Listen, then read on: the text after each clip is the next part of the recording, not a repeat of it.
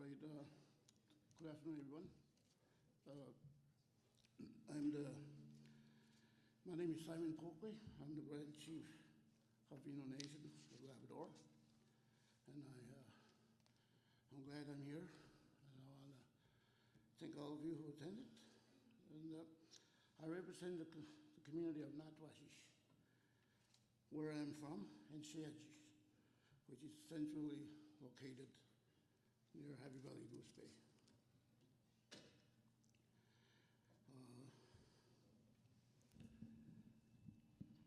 And thank you to the other members of Innu Nation who are here in the room. I'd like to acknowledge the Deputy Grand Chief, Chris Rich, Gregory Rich, the CEO of Innu Development Limited Partnership, and Clementine Kuiper, who's the manager of Innu Business Center.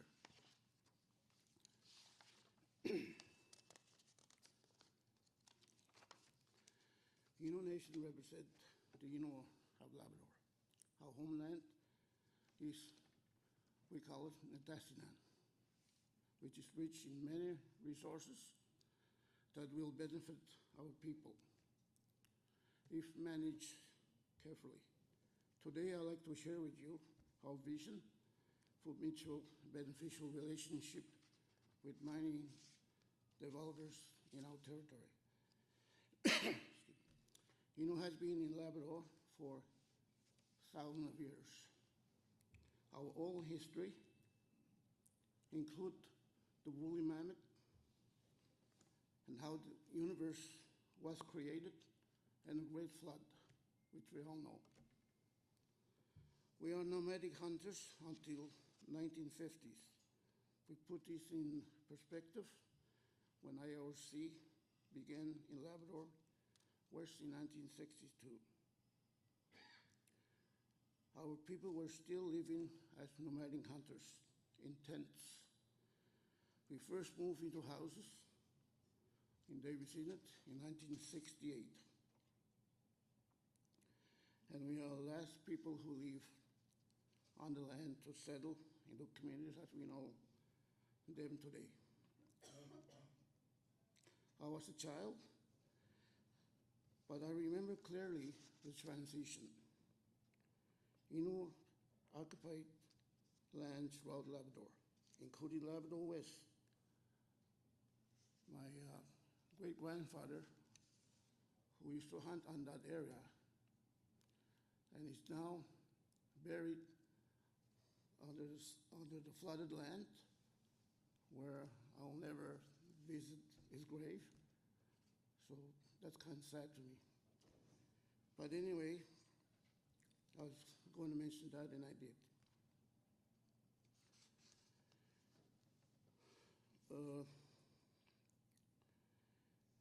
There has never been an Inuit present or the presence of any other groups other than Innu in Labrador West. Innu, like the Inuit of Nunasio government, are the only two indigenous groups in Labrador. I will tell you, and that I don't care what's that word, indigenous. It means people who were here before occupation, European occupation. But it has been used by others in an attempt to be part of that. It has been used in self-identification, and it does not reflect or make clear who the many proud First Nations are across the country. When the word indigenous is used without thought, it creates problems. So I encourage you in your meetings with First Nations groups to learn who they are and to call them by their own names, and that they have their own languages. We are Innu. The identity politics has been indigenous, and who is and who is not has increased across Canada, across country, in such a way that more and more people with no legitimate claims are saying they are indigenous. They can sneak through under this umbrella word and without proof. We know this affects industry and potential developers. When the government are not clear. We have witnessed this confusion in many occasions. In our talks with industry who approach Innu Nation about their projects, we understand your confusion, and I ask you to consider that this is not confusion who is or who are not the first people on this land, and who is actually protected by Canadian Constitution. It is confusion that's created by the government.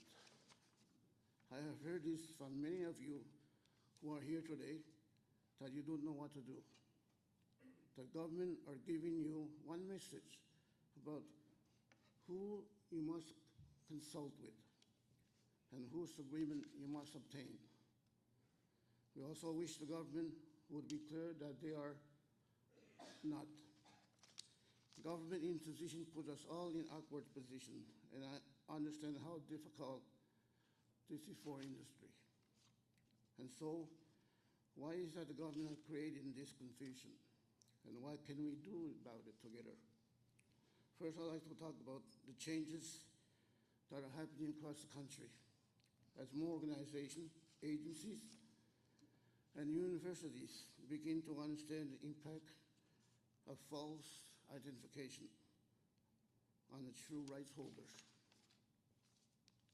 Canadians are making changes. New policies have been developed that are responsive to First Nations, Inuit, and Métis. This is grounds for a lot of movement that is happening. We, the Innu, has been talking about this for decades, and we are not alone. Media are investigating where Indigenous development money is being spent and who received it. You will have seen this in the news. Billions of dollars from First Nations, Inuit, and Métis has been siphoned off by groups who hold no rights. These investigations will continue. Canadians are looking for accountability from government, from universities, and from industry. In our territory, the territory Innu and true Inuit, we have among us a group that seeks to gain by feeding this confusion. They both pressure the government and companies. But change is coming. In September 2023, National Inuit Organization, ITK, which represents all Inuit in Canada, adopted a resolution. Legitimate identity claims on the Nutukuvut Community Council. In December 2023, Innu Nation brought a resolution to Assembly of First Nations, which represents 631 First Nations across Canada, about protecting First Nation rights from these ongoing wrong claims. This resolution was seconded by Innu of Quebec and received support of 631 First Nations. In May of 2024, Manitoba Métis Federation, which represents Red River Métis, held Indigenous Identity Fraud Summit. We also adopted a declaration about the harms of Indigenous identity fraud. You will have heard the Innu Nation talk about the fraud in our own territory, and I can assure you that this fraud is well known in Indigenous circles across the country. And it is not only this group in Labrador, there are others, and it is a new threat and has been creeping out upon us. The substitute is coming. So what does that mean for you? First, you have to know and accept that Indigenous identity fraud causes harm. It is not victimless crime. Our identities as First Nations, Inuit, and Métis people, as original people of Canada, is under attack. This group positions themselves as rights holders. They are not. Government tell you that you have to consult with them, and you are afraid that if you don't, you won't get a permit.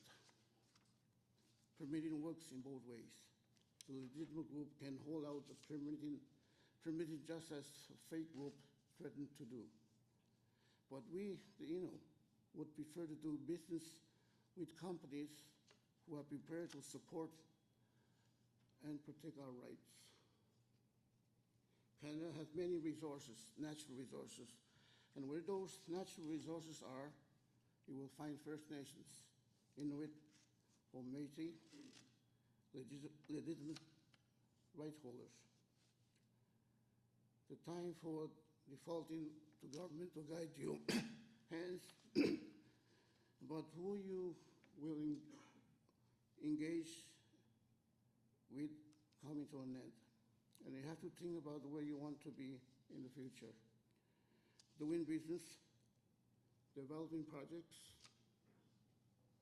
is about risk management.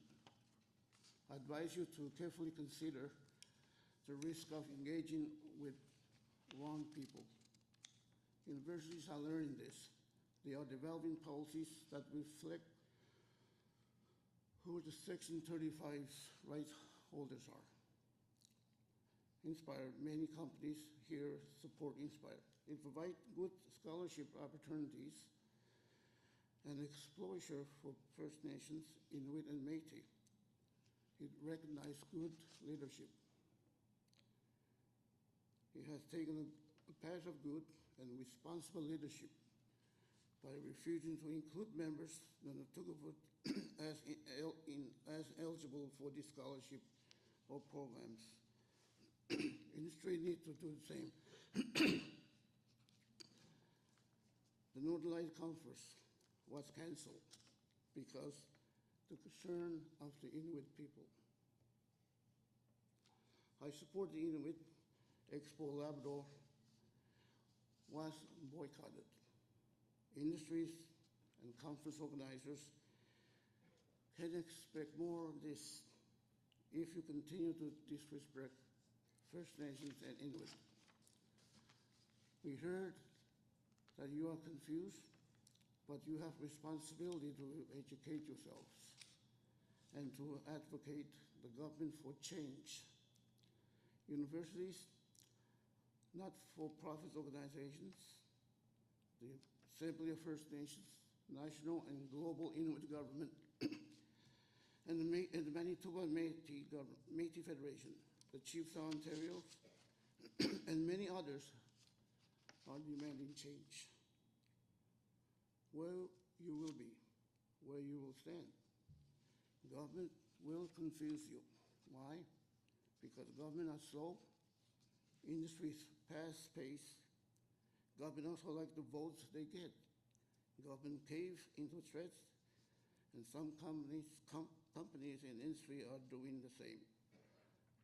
One example used often by the federal government is court case from 2027, but 2007 was consultation with the Tugavut Community Council about Trans-Labrador Highway.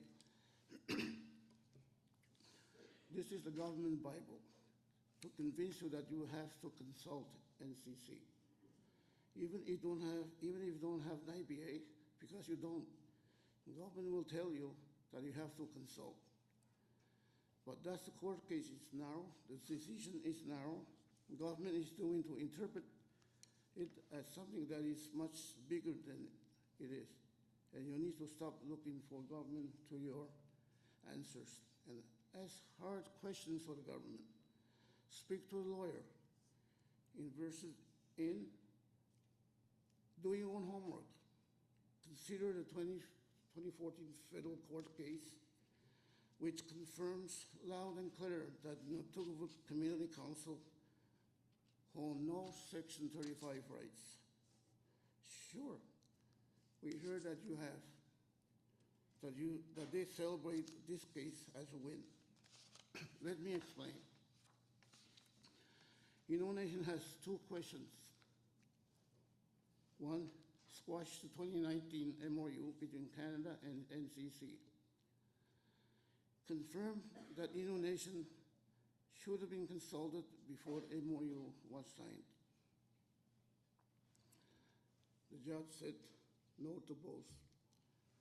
Is that loss? That is not loss. The judge, in her ruling, said the MOU didn't matter. It is a political document, not a legal one giving NCC any rights. And therefore, Indonesia didn't need to be consulted about an MOU that was meaningless. We can live with that, especially since the ruling was clear. No indigenous Section 35 rights. Read it to yourself. When I speak here today, when I speak to the media, I will tell the truth. I need to convince anyone that Innu have rights and that I am Innu. I have no need to tell you you make up stories, but you have to educate yourself. That is a responsible thing to do. And you have insist that the government keep pace with social change. And that change will impact your industry. Don't defraud an easy position today in hopes that it will work out tomorrow. That change that we can speak of, it is coming. Industry has coupled social responsibility. It has to be embraced economic reconciliation. And that must be with those who, without question, have rights. Not those whose rights are in question. I will be here for remaining our conference. I'll be happy to speak further with you about Indonesia and to help you connection with the right people to begin discussion. Thank you for listening. Thank you all of you.